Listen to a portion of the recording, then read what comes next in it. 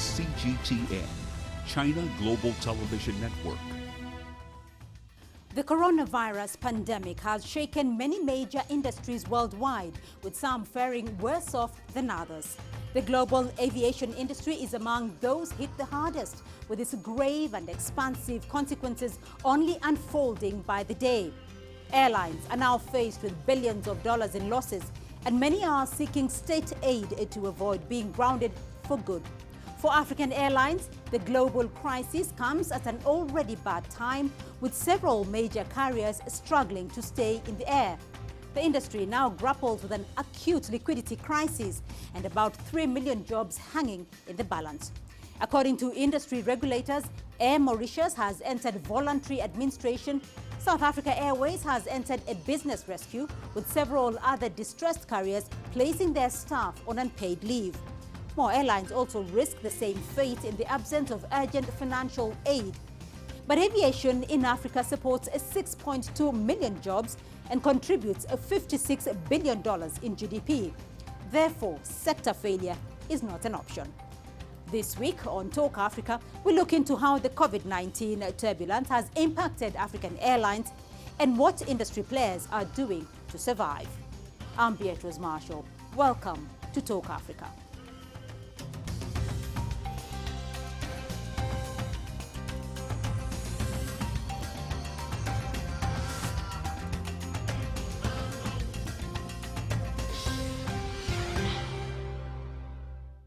Well, now let's get going and bring in our panelists today. Joining us via Skype from Nairobi is Raphael Kuchi. He's the International Air Transport Association's Vice President for Africa. Also joining us from South Africa, Johannesburg, is Desmond Latham. He's an aviation journalist. Raphael, let me start off with you because the forecast for the industry the aviation industry, global aviation industry, is quite grim in 2020 because IATA estimates that the global aviation industry will see its revenue shrink by 44% in 2020. What is the impact when it comes to Africa, though? What is the impact of the pandemic on the airline industry in Africa? Thank you very much. The global COVID pandemic has brought untold hardships to the aviation industry, probably more than any other industry, and probably the worst impact in the history of modern aviation. In Africa, we estimate that currently only about 5% of airlines are flying. And with that, our forecast is that in 2020, we think there's going to be a decline of about 51% of the passenger traffic. The revenue loss equivalent of that is going to be about $6 billion to all the African operators. And in terms of the impact to African GDP contribution from aviation, this is going to be in the range of $28 billion. Currently also, we have about 3.1 million jobs at risk of being lost if nothing is done sooner or later to get the aviation industry back on track. All right. So, Desmond, we're hearing that revenue losses could be in the tune of $6 billion for African airlines. But looking at South Africa, though, because South African Airways has been particularly hard hit by this pandemic, even though it had already racked up some 26 billion rand, about $1.6 billion in losses over the last 6 years. Does this herald the end of South African Airways as we speak today? Yes, I think so. I mean, there's talk about consolidation in the airline industry in South Africa. That's the latest talk from government in the last 48 hours. And in fact, the Public Enterprise Minister who manages the South African Airways, amongst other state-owned entities, is meeting. And by the end of this week, by tomorrow, we should have some clarification about what he means by consolidation. So South African Airways is deep in the hole. It has some major structural problems around the management and around government interference in the airline, along with how it has functioned over the last few years. And in the last 5 or 6 years, it's had more than 10 CEOs, for example. So there's a classic case here of inability to function, and now they've been hit with an existential crisis. So if you look at that inability to function, take us back a little bit more and give us a little bit more clarity. Before the pandemic hit, South African Airways, what exactly has been ailing SAA, and what have been the options up to this moment? That's a great question. I mean, we're still in the middle of the pandemic, or some people say at the beginning of the pandemic cycle, if you look at the Spanish flu and others. So we're looking at about another year of dislocation at least, and the strategists inside companies and operations are kind of figuring that out.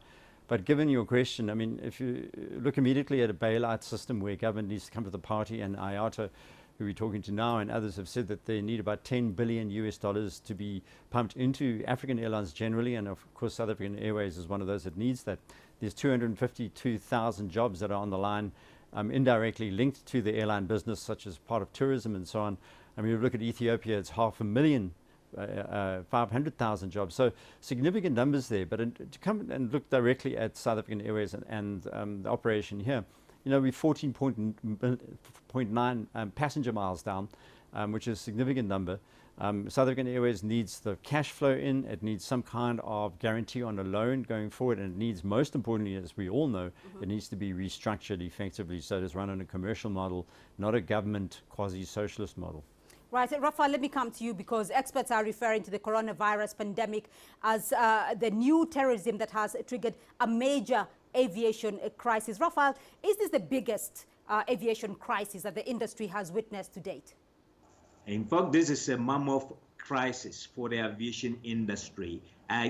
In the last 10 years, since 2010, when African Airlines collectively made a profit of some $100 million, the industries from 2011 to date in Africa has always collectively made a loss every year, ranging from between 100 million and 200 million year in, year out.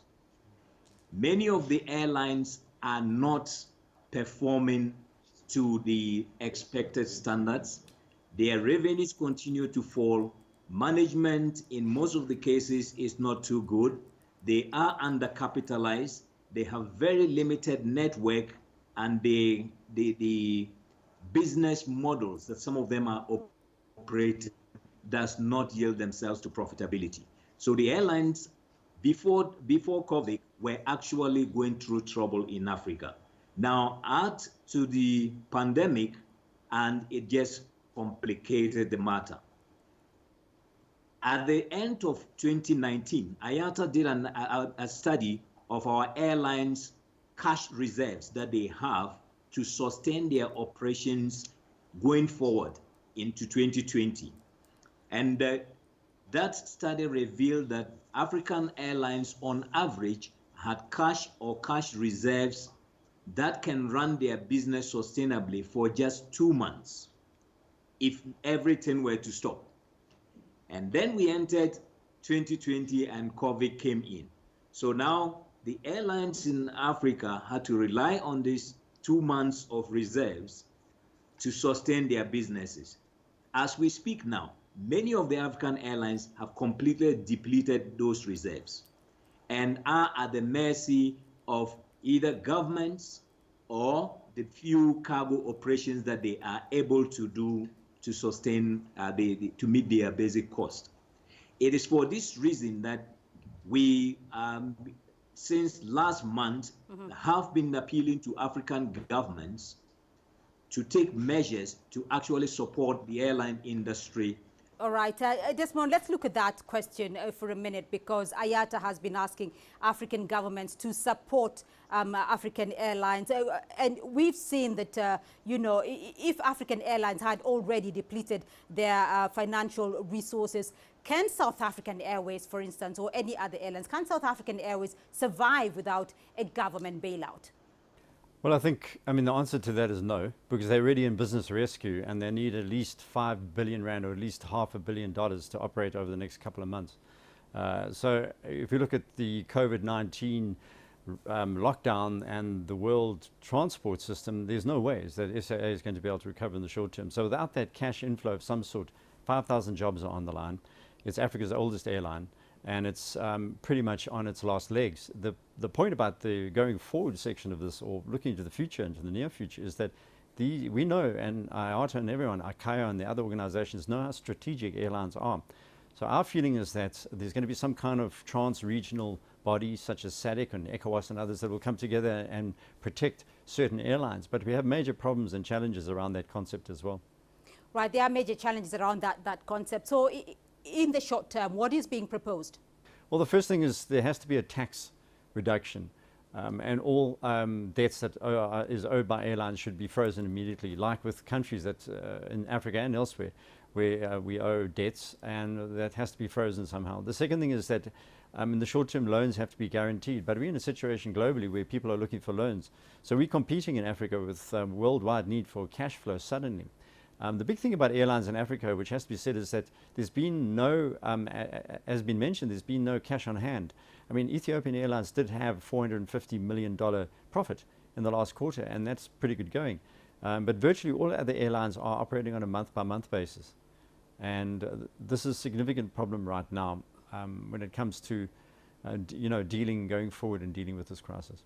Right, Raphael, let's bring in the situation with Ethiopian Airlines, because even the most airlines had, grounded their fleet. Though we did see Ethiopian Airlines, ramping up its cargo growth there. Give us the different scenarios that you see airlines going through, though, in the short term, in the medium term, and of course what lies ahead for them in the long term. Ethiopian Airlines has found a niche for itself as a cargo carrier during this epidemic. Yes, the situation of Ethiopian Airlines is somewhat unique in the sense that, unlike many of the African airlines which have consistently focused on the passenger side of the business, neglecting cargo, Ethiopia had maintained a balanced approach. While they have consistently been in the passenger business, they have not left out cargo. They are big.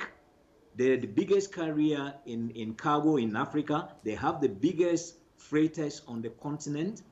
And so when passenger operations run down to a halt, and the cargo was the only opportunity out, many of the African airlines did not have the equipment in the first instance to actually take advantage of the cargo operations, except for Ethiopian Airlines, because they had long-haul fleet suited for cargo, and they had regional aircraft to distribute the cargo that they bring in from the long-haul destinations. So they just took advantage of that, and in addition, went ahead to convert some of their passenger aircraft into freighters as well, into carrying cargo as well.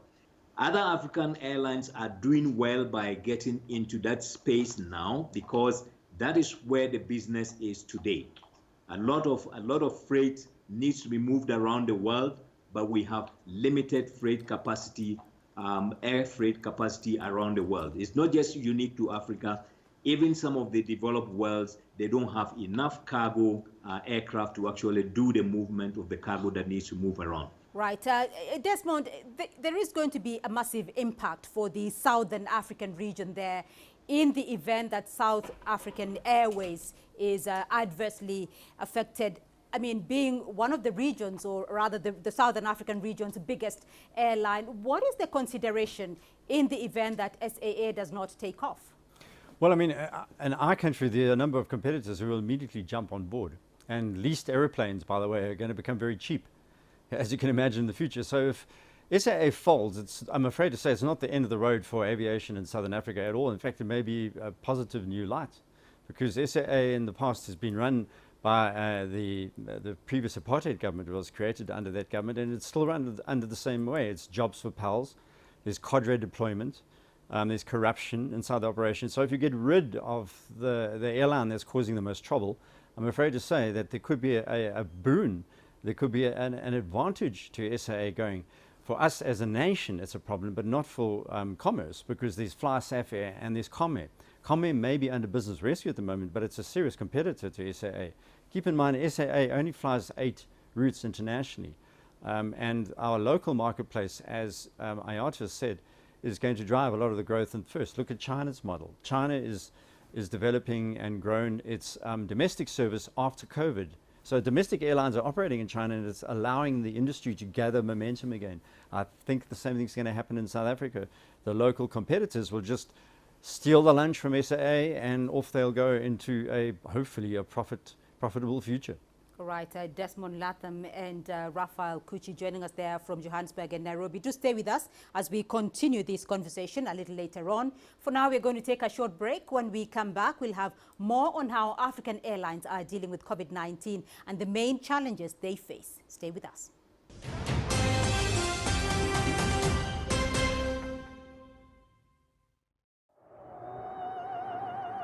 Life moves pretty fast. Ideas move at the speed of sound. Technology moves at the speed of light. If you don't filter out the noise, you might miss the details. We pay attention to the details because they matter, showing you a different perspective. See the difference.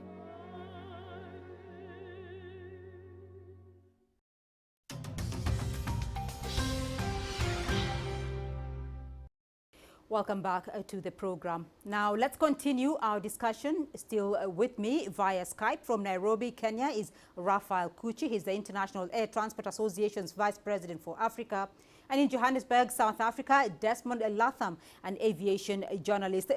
Desmond, looking at South Africa's predicament at the moment, one of the big factors coming out of it is the amount of jobs that are going to be lost with the impact on South African Airways. Over 5,000 people are set to lose their jobs from South African Airways alone. Can anything be done to minimize the impact on jobs and the broader economy of South Africa? Well, I mean, significant amounts here. Raphael would know these as well. You're looking at around 252,000 jobs indirectly and directly affected. And South Africa is like other African countries, of course. One person has a job and 8 people eat because of that job, or are able to have their student fees paid. So the knock-on effect is significant and severe from those 5,000. There's high skills as well in those jobs. These are aircraft engineers. These are people who work on aprons. These are people who spend a year before they're allowed to touch a plane. On the apron side, these are the pilots, of course, and the aircrew. So we're talking about significant skills, advanced skills. So it's not just a matter of saying a job is lost and there's a problem when it comes to income and tax. There's our own skills level. You know, aviation is one of the most innovative areas in science in the world. We know that. And to have a situation develop where your workers are, so your skilled workers go and work in Dubai or in Singapore is a real problem looking forward from here, looking on from here. Right. Raphael, if you look at airlines like Kenya Airways, of course, Kenya Airways has said that its staff are going to take up to an 80% pay cut, as well as following most of its staff. What are companies going to do, though, to protect the job sector, to protect economies? Because the airline industry has been a major job protector there. Yes, that is the premise on which our request for relief to airlines is premised on. We want to save jobs because most of these jobs are highly skilled jobs that are not easily replaceable. So if we lose some of these employees and they go elsewhere and the industry resumes and you want them to come back and they're not ready to come back, you would see that growth of aviation will be constrained because of lack of skills. And so we want governments to support the industry, at least by direct financial injection in the first instance, so that they can maintain jobs, pay salaries, and maintain their equipment for the moment until operations are able to resume. We also want governments to consider giving either loans or loan guarantees to airlines so that they can be able to acquire loans through commercial banks if they get guarantees from governments. And thirdly, we want governments to grant airlines some tax reliefs. We are talking about losing employees at the same time that for these employees, for you to pay them, you still need to pay the payee taxes. Why won't government waive these payee taxes to allow the airlines to have some bit more money? For instance, if these payee taxes are all 100% waived airlines will have some bit of money and they probably can stretch payment of salaries for another month or two instead of laying staff off. If you can just explain again and take us back to when you think, according to IATA, that we will see, full resumption of operations by the regional and the national carriers there. If you could take us through that again from IATA's perspective. From domestic operations will begin second quarter 2020, and we've already seen that happening in Ghana, in Mozambique, in Botswana, in Namibia, and a few other places on the continent. Now, from the third quarter 2020, we're going to see regional operations or intra-Africa operations. But we don't expect to see intercontinental operations start yet until the fourth quarter, the last quarter of 2020. From October onwards is when we expect to see intercontinental flights beginning to resume. And I was explaining that the reason why that is delayed is because we need to ensure proper harmonization of all the safety measures to ensure that passengers are not inconvenienced in their attempt to get to other countries, and particularly for transit passengers, that they don't get stranded midway through their journeys because they do not comply with certain health regulations at certain points. Right, Desmond, when you look at the future though, what do you think air travel is likely to look like moving forward in terms of the health and safety checks that passengers may have to adhere to before boarding a plane? Well, I mean, we have to work with the medical fraternity on that. I listened to IATA briefing yesterday afternoon, for example, where they're saying that planes are quite safe and that all you need is a mask, and that you breathe and the air drifts downwards from the air conditioner, and we can't have the middle seat open because that's not cost effective and so on. I just think that IATA are dreaming somehow, because this risk level is extremely high based on what's called the vector, and transport is a vector. So the vector places that are really high are things like terminals and buses and so on, not just sitting in your seat. So I think we need to understand from IATA and the authority that going forward from here, we have to understand that this threat is assuaged, that the high risk element is part of the past before people jump on board. But I must say quite swiftly, if I can, first of all, low-cost airlines, think of minibuses in the sky. In other words, we need smaller planes traveling more often between more networks. In the past, there's been this thing of large-body aircraft. I think their day is done. Airbus 380s, for example. Qatar Airways is going to mothball their 380s, those massive aircraft that can take up to 700 people.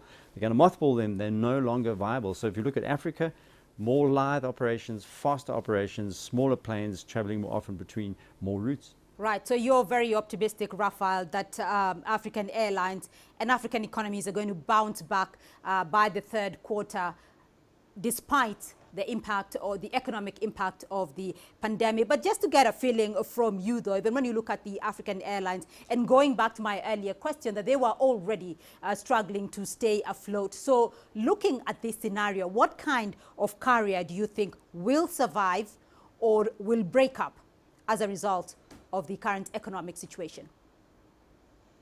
Well, like everywhere in the world, the carriers that stand the opportunity of surviving post-COVID would be those that, one, will have support from their governments.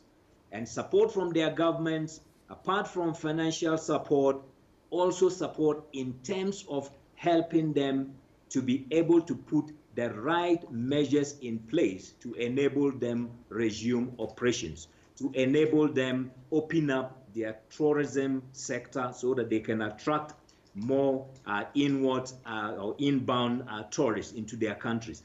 Those that will be proactive, those governments that will be proactive in helping their airlines to do this, will be helping their airlines to be successful. That's the first thing. The second thing would be those airlines in Africa particularly that would be able to restructure themselves and make themselves more leaner, more efficient, and more focused on the right markets, getting the right type of aircraft for the right routes, employing professionals, and doing business in a professional manner. Those are airlines that will see success. Thirdly, airlines that work together on the continent.